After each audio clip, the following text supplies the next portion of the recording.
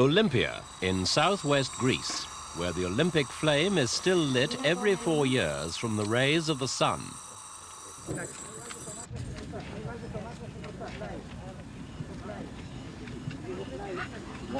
The flame is bound for the 1980 Winter Olympic Games in Lake Placid, USA, and Olympia's a symbolic starting point, because it was here, in this city-state of ancient Greece, where the Olympic Games were born. But the Olympic spirit is no longer burning brightly. The Soviet involvement in Afghanistan and the resulting international protests have cast a long shadow over this year's Summer Olympics in Moscow, with the United States leading calls for a boycott. The modern Olympics were revived by Baron Pierre de Coubertin at the end of the last century. They draw their ideals from the ancient Greeks, who for over 1,000 years refused to allow politics or wars to interrupt them. In modern times, there have already been 2 interruptions for world wars, and today the whole future of the Games is under threat. The original Olympic ideal.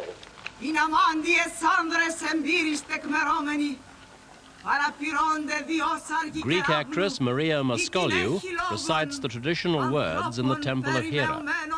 If the old Greek gods can hear and see, they may well be puzzled and probably even angered by the latest crisis threatening the Games.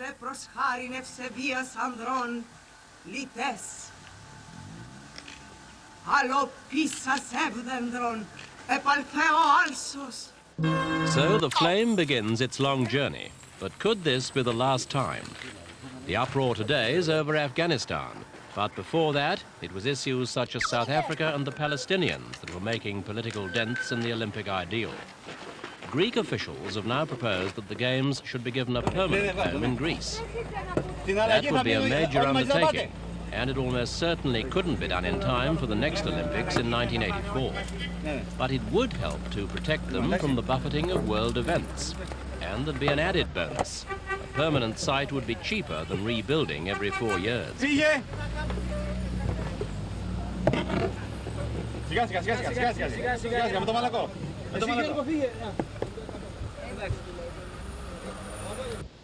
The financial problem is one that Lake Placid here in northern New York State has only solved by big contributions from state and federal funds and from private firms eager to buy endorsements. The final bill topped $180 million, a staggering sum for a town with a population of a mere 2,700.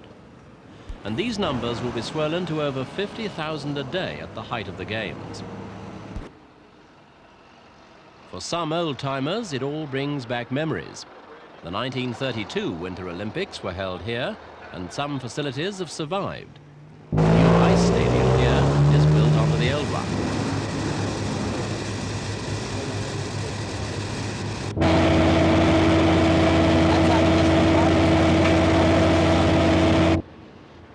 The outdoor oval rink in the center of the village is also new.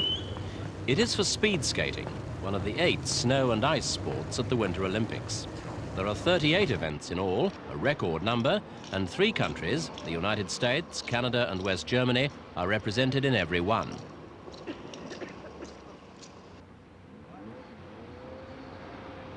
Even though it spent a fortune, Lake Placid has reversed a recent trend.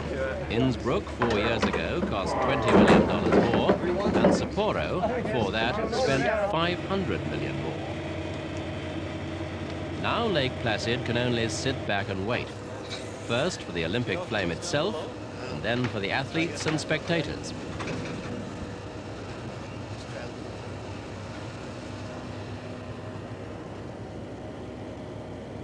The most impressive constructions are the jumping towers just outside the village for the 70-meter and 90-meter events.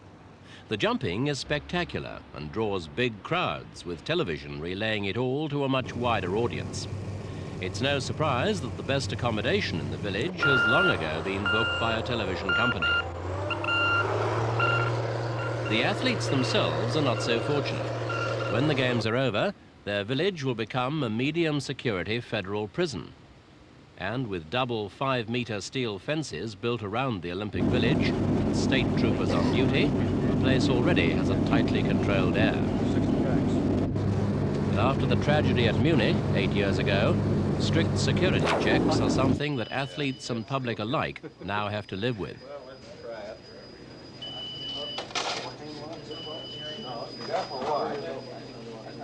Put it on his hip. One thing a Winter Olympics can't do without is snow. For a time, the non-wintry weather here in the Adirondack Mountains was posing a problem. Masses of ice blocks were brought in, but even these melted in the midday sun. Modern technology came to the rescue.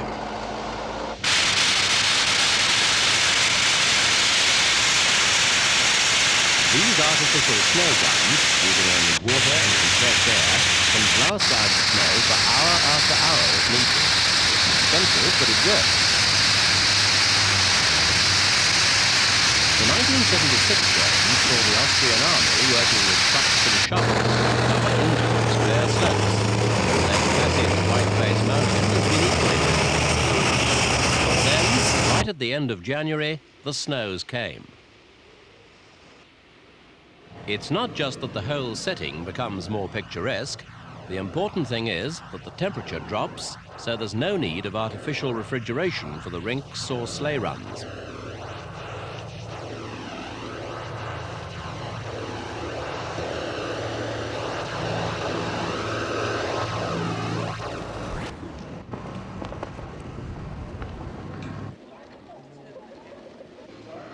Quite apart from the practical difficulties, there have been worries about how much the controversy over the summer games would affect the atmosphere here, and especially the welcome that the Soviet competitors will get. But American officials are confident now that there'll be no problems on that score. What sort of reception do you think the Russian athletes will get? Well, I can't speak for everyone, of course, but I know that this is a sports community, and these people that are coming, no matter where they're coming from, are sportsmen, and I think they'll be welcomed in the spirit of sportsmen. Do you agree with the... Sportsmen from 37 countries are expected at the Games, equaling the record number last time at Innsbruck. And several nations were represented last year at a special pre-Olympic competition in Lake Placid. The Nordic ski events, across country with narrow skis rather than down the side of a mountain like the alpine events, are becoming increasingly popular with spectators and competitors alike. So special care was taken in laying out the Olympic distance trails. She's on her way.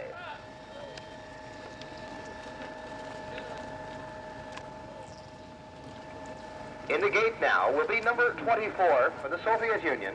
Zaneta Amasova was a member of that gold medal-winning relay team for the Soviet Union in the 1976 Winter Olympics. The trails lead away from the village into one of the largest wilderness areas in the United States. It's all frozen tundra, lakes and spruce and fir-clad mountains. The athletes are clearly in no danger, but wanderers in this region have disappeared and never been seen again. Temperatures were so low a year ago, sometimes 40 degrees below zero, that some events had to be postponed, and several cases of frostbite were reported. But this cross-country was completed without any major problems, and the skiers' verdict was that the trails were well laid out. Blow some steam out. Now will be number 52 from West Germany. Little more. Yes.